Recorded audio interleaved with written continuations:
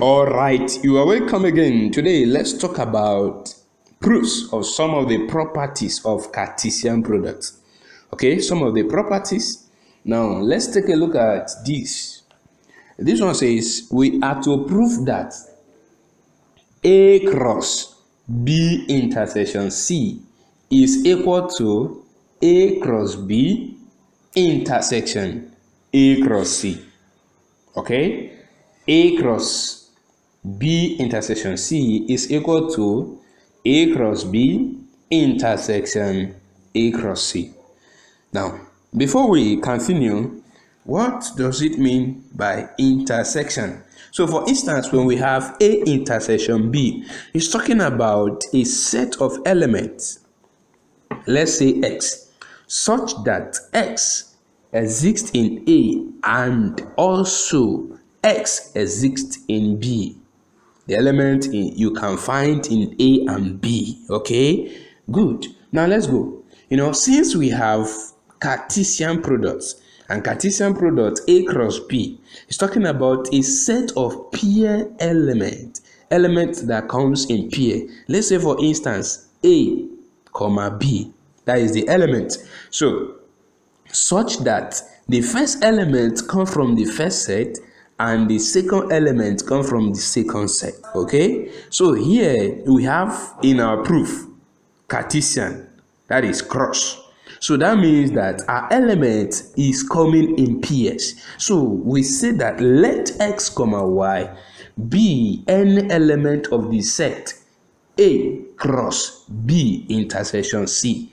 Okay? So if X, Y is an element of the set A cross B intersection C, it implies that X, Y exists in A cross B intersection C. And if X, Y exists in A cross B intersection C, it implies that X exists in A and Y exists in B intersection C. You get it? Yes. Cartesian product. The first element comes from the first set, second element comes from the second set. Okay, so here we say X exists in A and Y exists in B intersection C. So Y exists in B intersection C. What does it mean? That is to say that Y exists in B and Y exists in C intersection. Okay, so here we say that X exists in A and Y exists in B and Y exists in C. Okay, now let's go. Where are we going to? Our destination, or the right hand side, we say A cross B. So that means we're going to bring A and B together. And then the next part, we say intersection. We also have AC. So that means we're also going to bring AC together again. Okay, so that means we're going to have X exists in A and Y exists in B. So if we repeat and say that X exists in A again, there is no any problem. So we can say and X exists in A and Y exists in C. Okay, so if X exists in A and Y exists in B, what does it mean? It implies Cartesian. Okay, so we will say that X, Y exists in A cross B. You get it? And the second side, X, Y exists in A cross C. All right? Yes. So here now, if X, Y exists in A cross B and X, Y exists in A cross C, what does it mean? It appears in both sides. So we can say intersection. So we'll simply say that X, Y exists in A cross B intersection A cross C. Because if you want to open it, we're going to say that X, Y exists in A cross B and X, Y exists in A cross C. Is that true? Yes. From here, we have succeeded in showing that what we have in the left hand side is also the same as what we have in the right hand side.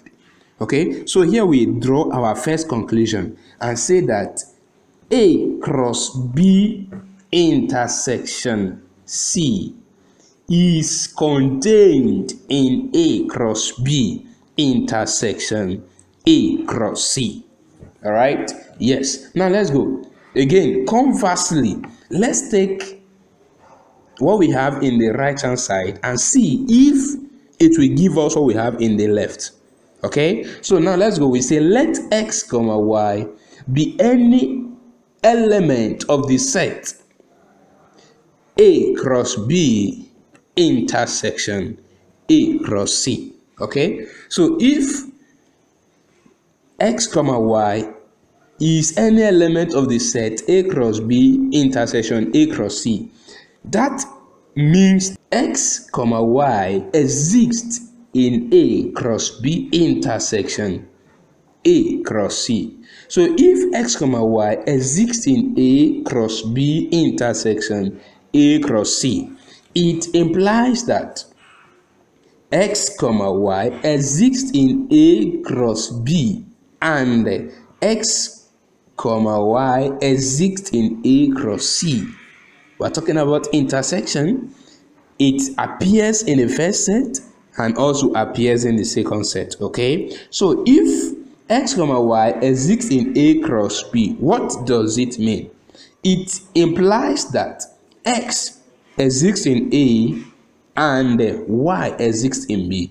And then in the second side, we say that x exists in A and y exists in C. So here we say we have x exists in A and y exists in B, x exists in A and y exists in C. So going to our destination, where we are going, the left hand side, we have A cross B intersection C. So here we're going to bring A one side and B and C one side. Okay, and if you look closely, you see that A appears 2 times, so we can eliminate 1. Okay, so if we eliminate 1, we're going to say that we have x exists in A and y exists in B and y exists in C. So here we have y exists in B and y exists in C. What does it mean? It means that B is intersecting with C. That is to say, they have something in common. Y exists in B and y exists in C. So we can simply say that y exists in B intersection C. You get it right? So here we have x exists in A and y exists in B intersection C. So x in A and y in B intersection C. What does it mean?